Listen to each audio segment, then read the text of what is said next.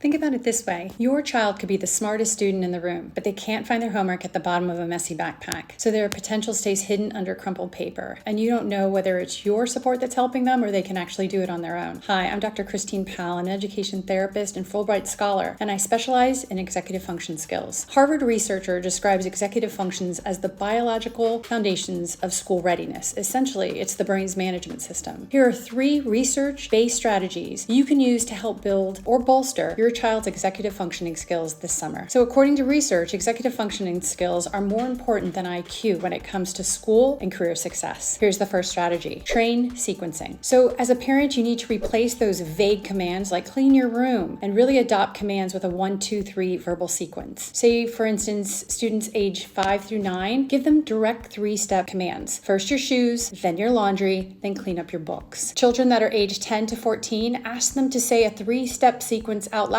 back to you before they actually start. And for teens, have them reverse engineer a goal. Say, to leave by 4 o'clock, what are the 3 things that must happen before we go? The reasoning behind this is it trains the brain to follow a mental path rather than just getting paralyzed by vague, massive tasks. We're actually breaking it down. Strategy number 2, make time visible. Talk about using analog clocks or visual timers instead of digital ones, the ones on the microwave and computers. For elementary school age kids, use the clock face to show maybe the cake slice, or how much time do we have left to play until the big hand is on the 6th. For middle schoolers, use the clock to track how long a chore actually takes. It actually reverses how long they think it will take. And for high schoolers, use analog clocks in study spaces to help them feel how long something is taking, and they can project how long projects will take in that time and space. So a digital is just a static number, and analog shows the shape of the time. It lets them see that actually time is disappearing. If they don't act, they will lose it. Strategy number 3, build working memory. You can do this in giving them a verbal list, say of items to gather on an outing or around the house. So for ages 4 to 7, start with maybe 2 items, like get your shoes and then your hat. For ages 8 to 12, challenge them with a 3-set list. Grab a towel, your goggles, and then the sunscreen. And for teen, push those items to like 5 or a more complex multi-step problem. This stretches their ability to hold information in their head without high-stakes demands of the school year. So they're practicing during the summer. So here's the hard truth. We aren't born with knowing how to plan or prioritize. And these aren't just personality traits. They are our brain's muscles, and we have to intentionally build them. So if you're ready to stop being the human planner for your child and you're ready to help them build these skills for independence, take the link below to discover where your strengths and challenges are in executive function skills.